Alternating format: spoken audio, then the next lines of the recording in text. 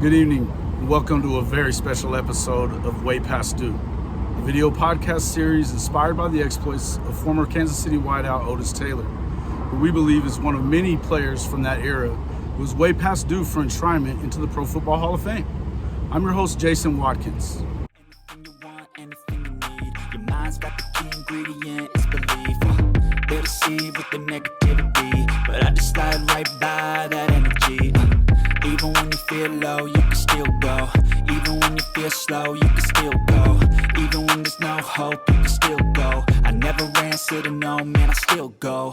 Go, go, go, go, go, go, go, go, go, go, go, go, go,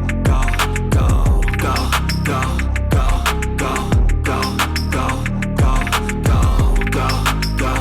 go, go, go, go. You got a mind, but even that could change. You could flip the gray matter like some batter in your brain.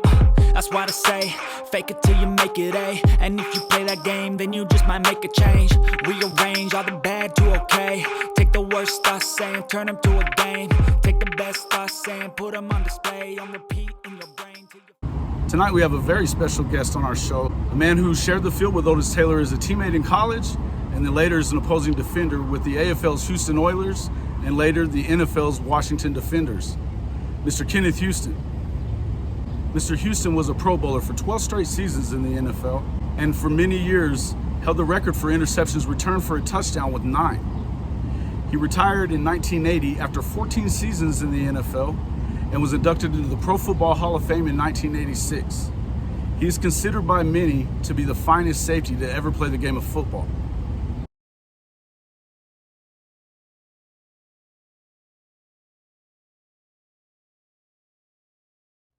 I'd like to welcome back my co-host and the motor that makes the car run for Otis Taylor for the Hall of Fame, Mr. Kerwin Terry. Hello, Kerwin. How you doing, Jason? Welcome Thank back. you.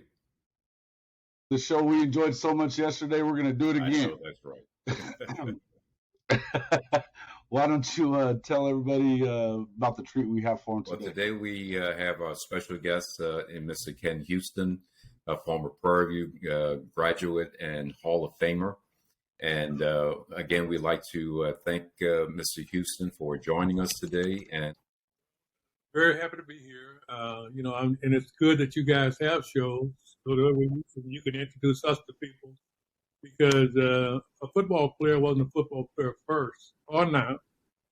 He's a regular person who happened to do a job, and it's talked about it, and that talking about it is both good and bad. And it's a catechism of maybe what life is. Football to me is the game of life. And so you have to understand what it is. It's not that I was that great, but I was chosen. And chosen, I have a responsibility. And my responsibility is it's like the job that both you guys have. Everybody can't do that. That's your job. But you have a way of adding to our society the things that people don't know, because I'm looking at you guys doing this. I'm thinking, how do you do that? we both thank you for giving us the time so that we can talk about your career as well as the career of Otis Taylor. Yeah. One of your Prairie View former teammates and sometimes an unfortunate opponent of yours. Well, good.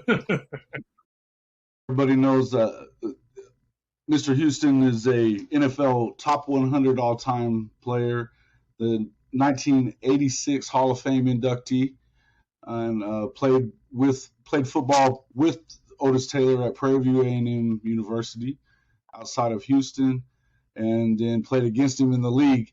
Talk to us just a little bit there, Mr. Houston, about what it was like to deal with a player of Otis's stature, in the secondary. You were the best to ever do it at the safety position. So what was it like to have to kind of go up against somebody like that and a former teammate? Well, I guess the best way to put it for, the average person can understand it, it's like running a stop sign.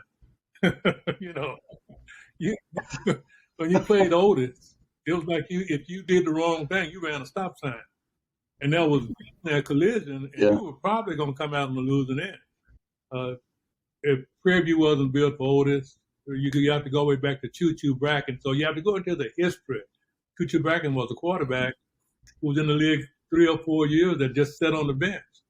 And I saw players that were much more talented and much greater than I was, who never got that option or the limelight. And so just by being in the right place at the right time and the right things happening, when I got in the league, I had no fear of a receiver because I had worked against Otis in college. Mm-hmm. Otis was, I'm not saying that either yes or nay, he's the best I've played against. Right. He's the best I played against, and most of it happened in college. I mean, it was impossible. And when you look back at his film, you can take the film of Otis Taylor and match it up against anybody right now in modern day football. Not putting another guy down, because there's some great receivers out there. But Otis is in the mix. He might be at the top of the mix. Mm-hmm. Well, he has all the skills. Catching with one hand, blocking, speed, size, you name it. He had all the tools in the toolbox. Right, he did. Well, I couldn't say he did. He does. And that's why you speak it current, and people don't think you're talking about the past. And the thing that you see guys doing now, he was doing it years ago. Right. So it was just one of those things. He was a guy that you respected because he was big. He could jump. He stepped off the football field, went right onto the college basketball, and started. Mm-hmm. He could have run track. He was probably the most, and I know there are some talented athletes, but he's one of the most talented athletes that I've seen. Even now, you'd have to, he would fit in today's game like he did in the game back there. And he was dominating back then, and he'd be dominating now. Wasn't that kind of part of that's almost, to me, part of what's sad about it, is because the fact that he hasn't gotten the recognition that we feel like he deserves, I know. But I think a lot of it has to do with the fact that nobody ever saw him. I mean, myself, I got into the campaign just a little over a month ago, Mr. Houston, and being born in 1976, I didn't get to catch his career. He was done in 75. So I believe that a lot of people really just don't have the knowledge about what he really was. Being 6'3", 200 pounds, and being able to run, he's sub 4.5 40. I mean, look at this. I mean, he just stop on a dime here and just take it to the house anytime. So I say all the time to Kurt, when I said, man, that guy could dance in a phone booth and never touch the glass. It's he was just he was on a different level of athlete. He was, and you have those kind of athletes over Central. You're talking about Lenny Moore, one of those guys. You're talking about Joe Green, one of those guys.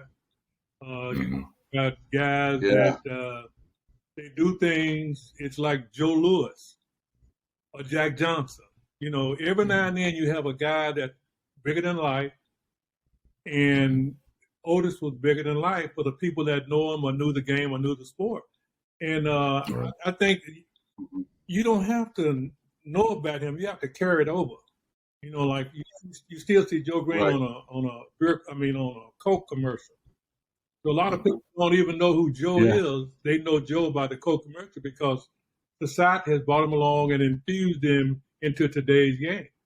Well, other guys lose the infusion into today's game because, and again, in our conversation, I never plan to put anybody down because everybody has their spot, their time, their place. But mine is not a put down. Mine is like, I always use the term, who's the fastest man in the world? When you stand both, you didn't have to guess about it. Because he's the fastest man in the world. So they got stats to do that, okay? Yeah.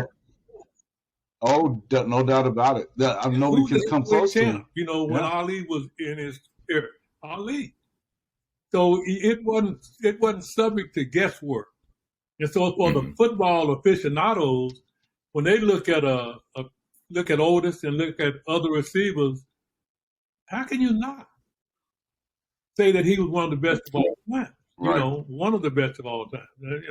And I played with a lot of guys. So it's like, I guess after that conversation, I look at the guy, man, this guy got 1,000 catches. He's got 75 catches. And that day, 20 of them were caught behind the line of scrimmage. 20 catches. Yeah. Sure. Yeah, behind the line of scrimmage. Just step forward and step back. That's a catch. Okay? Mm-hmm. Any yardage put on, that's quarterback yardage. Okay? Mm-hmm. When we talk about that team, if you know Otis in North Prairie View, you know Jim McKerney.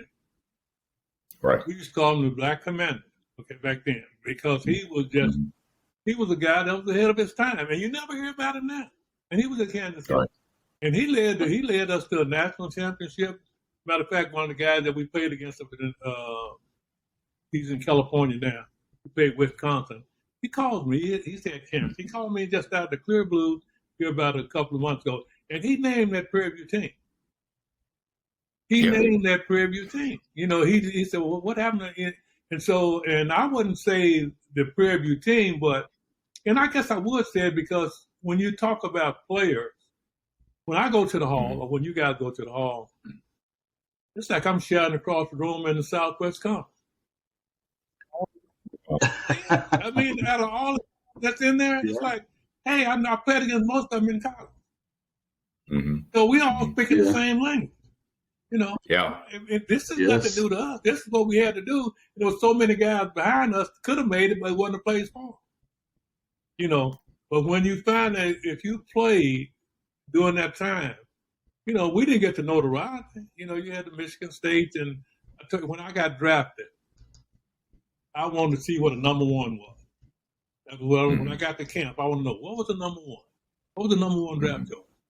And we happened to have George Webster for Michigan State that was our number one. And so my deal is to be as good as that number one, and that because I thought I was.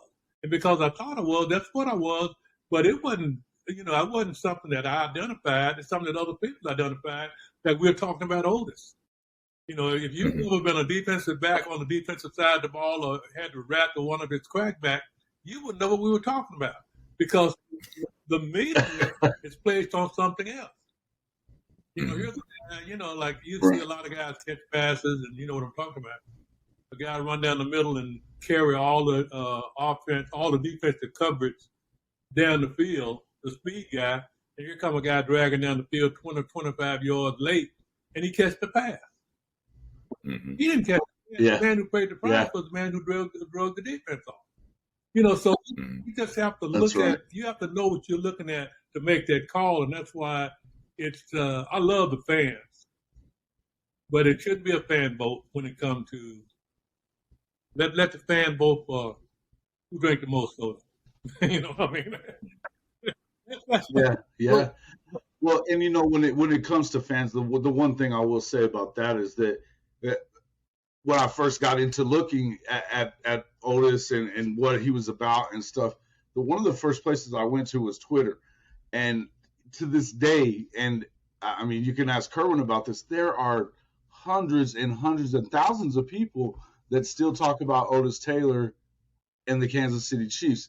Chiefs fans that had the catch that he had, what was the guy's name from Washington, Kerwin, was on his back? Pat Fisher. Pat Fisher, yeah.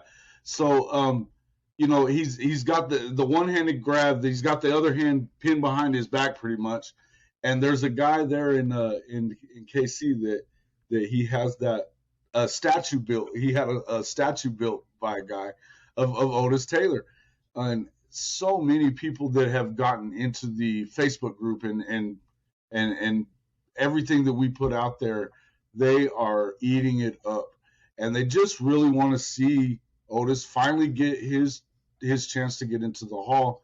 And the sad thing about it is, of course, that he's been bedridden for the last 10 years and such. But you know, in me reading his book, you know, Kerwin, I know, has been doing the same thing.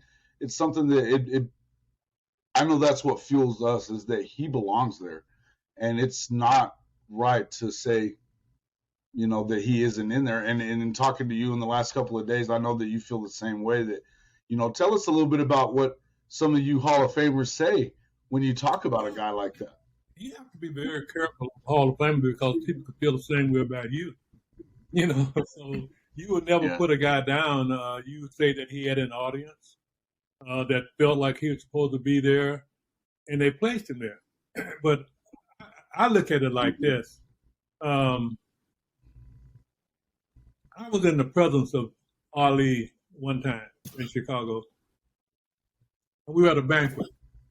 And, you know, he's a guy who's always carrying on a lot of talking, and people flock to him like they would to an Otis Taylor. And so there was a bunch of athletes up there, and at the end of the show, we were all sitting around talking. And I said, he said, you can't put your, he said, you put your hand on me, you can't catch my fist. Boy, you can't catch it. And put it real close together.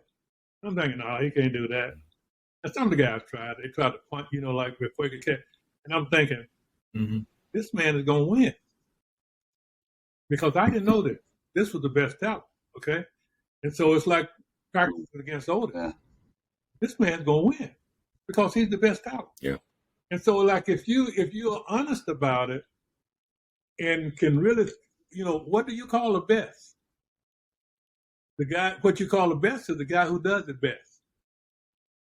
Somebody come along and do it better, then I don't care how I think.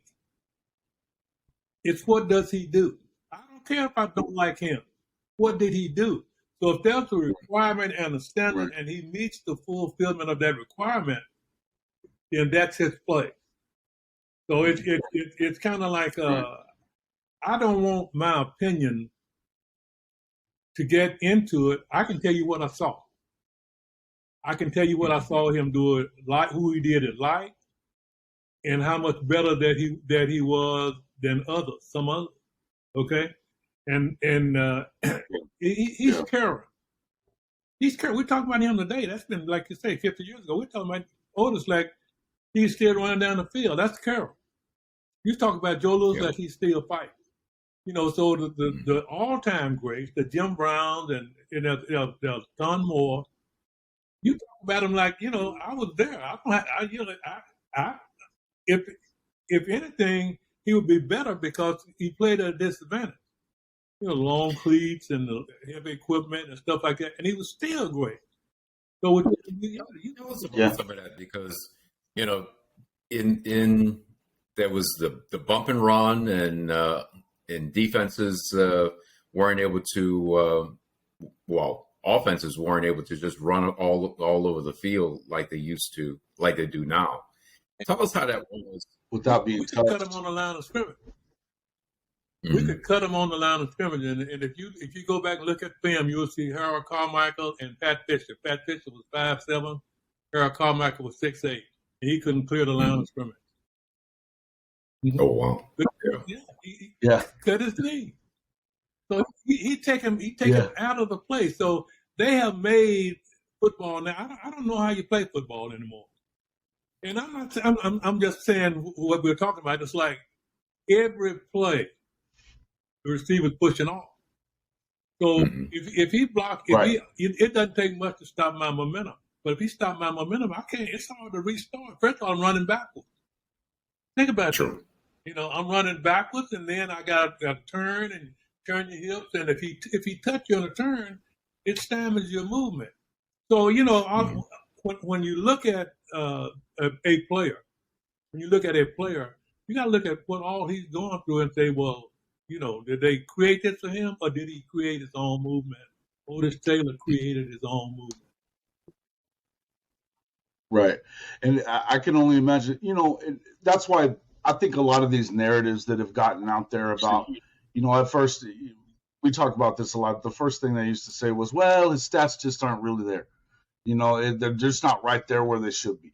And then it was, well, maybe they are, but, he played against that AFL talent for the first part of his career. We talked a lot about that yesterday as well. All in all, if you think about his stats, I mean, the guys that they've let in recently, and again, we don't talk bad about anybody that's in the Hall of Fame either. We believe that these guys belong there just as much as you do, Mr. Houston. Everybody. But when you look at a guy like, say, a Lynn Swann, he's been He's got 2,000 less yards than Otis Taylor and played in an era where they couldn't touch him as much. And then he's got less touchdowns as well. He's a Hall of Famer. Drew Pearson has 500 more yards than Otis, but he has 12 less touchdowns than Otis does. He's in the Hall of Fame. You've got guys that are in there, and it's what we never say that they don't belong. What I would say is, if you're going to put those guys in the Hall of Fame, then you have to put Otis Taylor in the Hall of Fame. And for some reason, up there with the voters, this just hadn't happened as of yet. And I really hope that they start hearing guys like you saying that, because who knows better than somebody who played against him and all those other guys and knows, that he was at least as good and better than most. I think they're starting to do that now. I think they're starting to add more players to the committee. They have players in the room that have voices so that you can express your voice. I don't know if I told you guys, we talked about it yesterday. We played a Pro Bowl game out in San Diego. And it had to be in the early 70s. And this guy wanted to do a story on me. We sat down and we talked football. I mean, not talk football. We talked story, talked about kind of like what we're talking about today.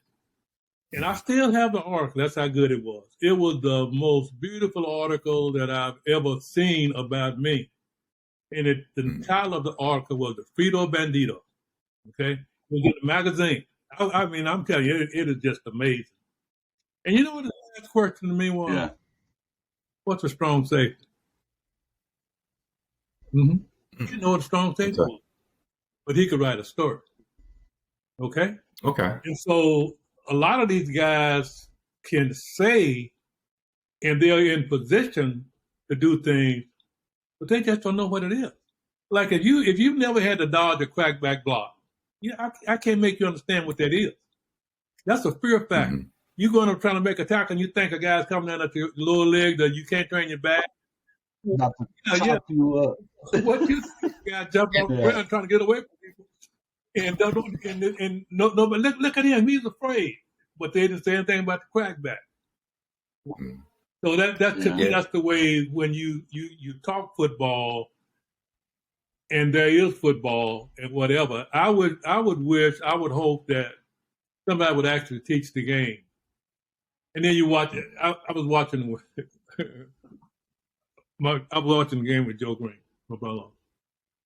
And it's amazing to me to watch a game with him.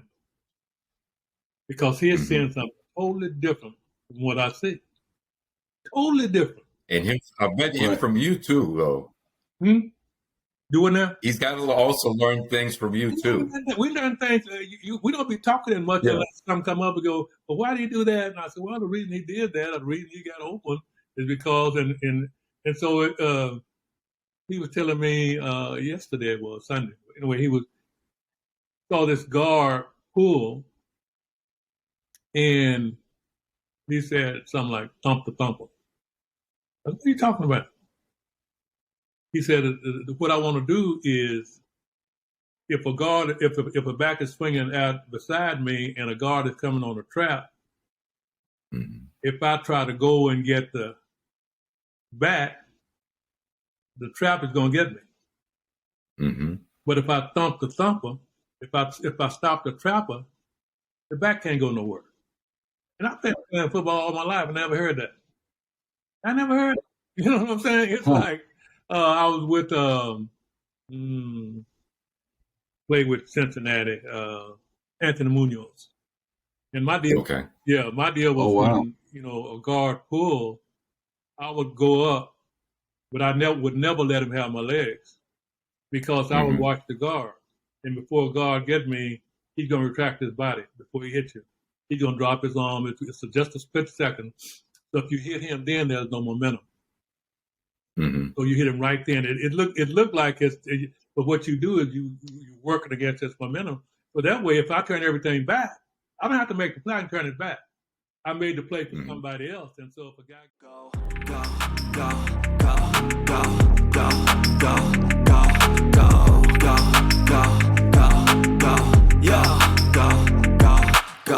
hustle hard, hustle every